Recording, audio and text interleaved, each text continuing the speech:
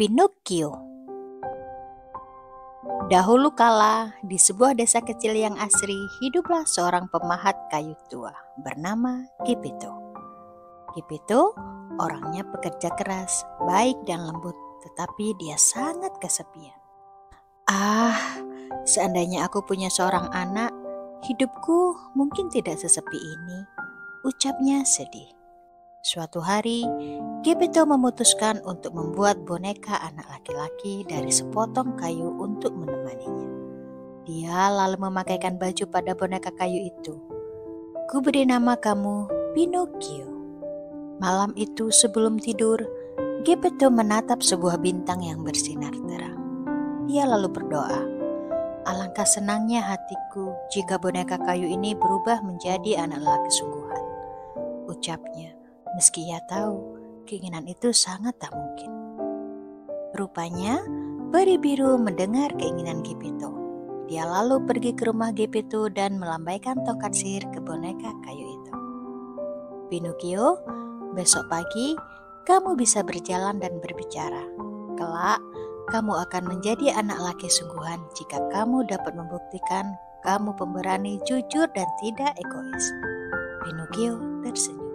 "Satu lagi, jangkrik ini akan menemanimu supaya bisa memilih keputusan yang bijaksana," lanjut peri biru.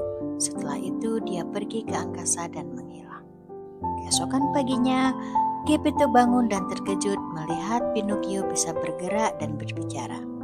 "Selamat pagi, Ayah," sapa Pinocchio. Bagaimana ini bisa terjadi?" tanya Geppetto shock.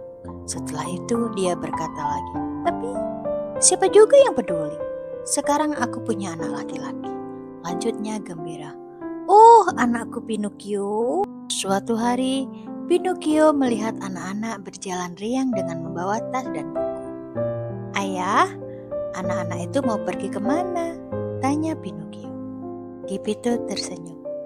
"Mereka mau pergi ke sekolah. Mereka belajar bahasa, matematika, binatang, ilmu alam, dan banyak hal lainnya." Aku mau sekolah dan menjadi pintar seperti anak-anak itu." "Tentu saja. Ayah senang mendengar kamu mau sekolah." Dalam hati, Geppetto bingung. Dia sama sekali tidak punya uang untuk menyekolahkan Pinocchio. Keesokan paginya, Geppetto memberikan buku pada Pinocchio. "Mulai hari ini, kamu bisa bersekolah. Belajarlah yang rajin supaya kelak kamu menjadi anak yang pandai dan bisa mendapatkan pekerjaan yang baik." "Tapi Ayah, kenapa lemarimu kosong? Di mana baju dan jaket tebalmu itu?" tanya Pinocchio. "Ayah sudah menjual semua baju Ayah buat biaya sekolahmu, Nak. Ayah tidak masalahkan itu, asal Ayah bisa memenuhi keinginanmu untuk bersekolah." "Tapi Ayah," Pinocchio merasa sedih.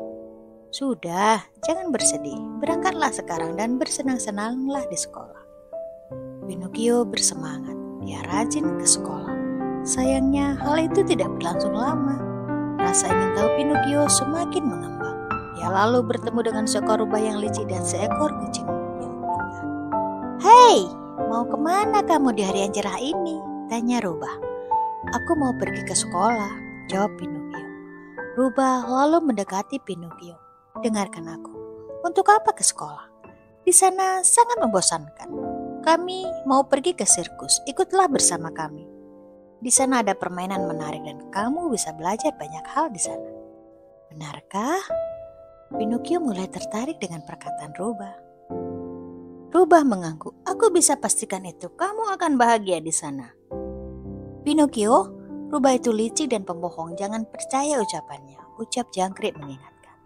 Sayangnya, rubah menutupi jangkrik dengan topinya sehingga Pinocchio tidak mendengar apapun yang dikatakan oleh jangkrik.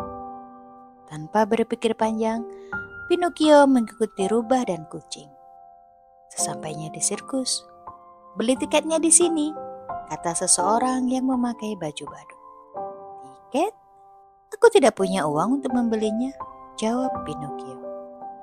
"Sebagai gantinya, berikan bukumu itu pada kami dan kami akan menukarnya dengan tiket masuk." Warna-warni dan kemeriahan sirkus membuat Pinocchio tak berpikir panjang. Dia menukar bukunya dengan tiket masuk. Selanjutnya, di dalam sirkus itu ada pertunjukan boneka kayu. Hei, aku juga boneka kayu. Aku bisa menari dan menyanyi. Pinocchio langsung melompat ke atas panggung, kemudian menari. Orang-orang terkejut. Lihat, ada boneka kayu baru bisa menari dan tidak menggunakan tali. Wow, ajaib sekali.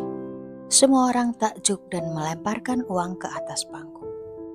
Melihat hal itu, pemilik sirkus bersuka cita. Wow, aku akan kaya dengan boneka itu. Dia lalu menangkap Pinocchio dan memasukkannya ke dalam penjara, lalu menguncinya. Sementara itu, Pinocchio terkejut. Hei, lepaskan aku dari sini, aku mau sekolah, teriak Pinocchio. Tetapi lelaki itu mengabaikan Pinocchio. Selanjutnya, Jangkrik mencoba membuka pintu penjara itu, tapi dia tidak bisa. Bagaimana ini? Aku tidak bisa keluar, keluh Pinocchio. Tiba-tiba, peri biru datang. Peri, tolong bantu aku, keluarkan aku dari sini. Jujurlah kepadaku, Pinocchio, bagaimana kamu bisa masuk ke sini?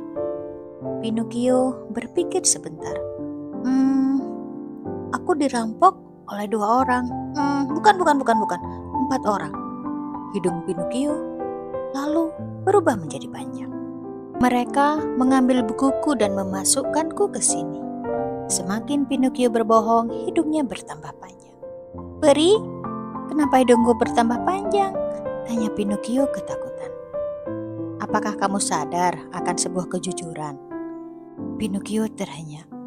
Maaf Peri, aku salah. Aku tadi pergi ke sirkus, kemudian menukarkan bukuku dengan tiket dan aku tidak tahu mereka membawaku ke sini. Setelah mengatakan itu, hidung Pinocchio kembali seperti semula.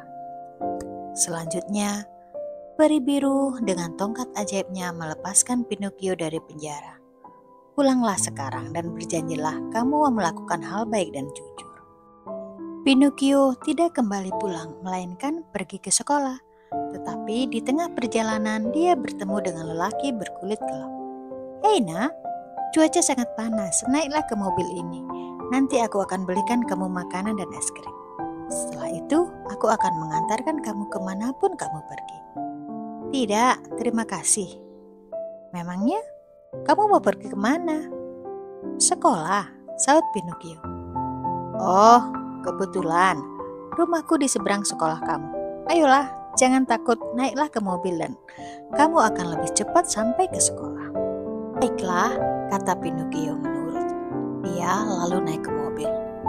Beberapa saat kemudian, mobil itu berhenti. Lelaki berkulit gelap itu meminta Pinocchio keluar dan menemui seorang lelaki berhidung besar. Aku sudah membawa Pinocchio, bayar aku sekarang. Setelah itu, dia pergi. Sedangkan Pinocchio kebingungan. Ini bukan sekolahku, di mana ini? Lelaki itu tertawa. Selamat datang di Pulau Kesenangan dan tanpa peraturan. Di sini, kamu boleh bermain sepuas hati dan makan manisan sesukamu. Pinocchio ternganga melihat banyak anak laki-laki yang sedang bermain. Dia lupa akan nasihat peri biru dan langsung bergabung dan bermain dengan anak-anak itu tanpa memperhatikan konsekuensinya. Namun, tak berselang lama Pinocchio terkejut. Anak-anak tadi berubah menjadi keledai. Telinga dan ekor tumbuh di tubuh Pinocchio. Oh, apa yang terjadi? Apakah aku melakukan kesalahan lagi? Pinocchio melarikan diri dari Pulau Kesenangan dan mencoba mencari jalan pulang. Di tengah perjalanan, ia bertemu lagi dengan peri. Peri itu memperingatkan tentang pentingnya bersikap baik dan jujur. Pinocchio berjanji untuk menjadi lebih baik lagi dan melanjutkan perjalanannya. Namun, ketika Pinocchio kembali ke rumah, ia menemukan bahwa ayahnya telah pergi ke laut untuk mencarinya. Pinocchio memutuskan untuk mencari ayahnya dan berenang ke laut. Ayah, ayah, teriak Pinocchio kencang. Sayangnya, tidak ada jawaban.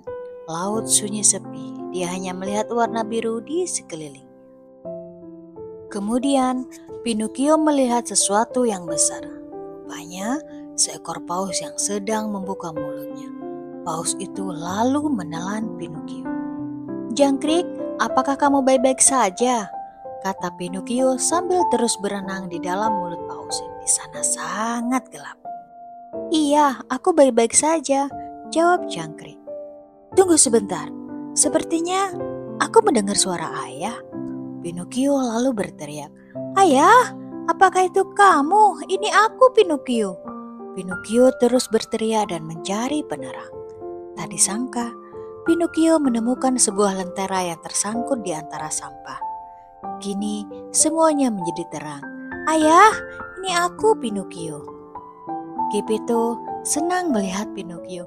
"Oh, anakku Pinocchio, ayah kira ayah sedang bermimpi." Geppetto lalu memeluk Pinocchio.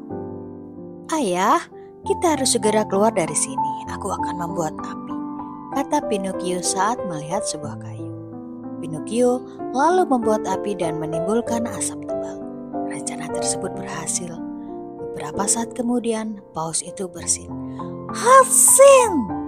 Dia mengeluarkan Pinocchio dan Geppetto, membuat mereka kembali ke pantai dengan selamat. Peri biru muncul sekali lagi. Dia memuji Pinocchio.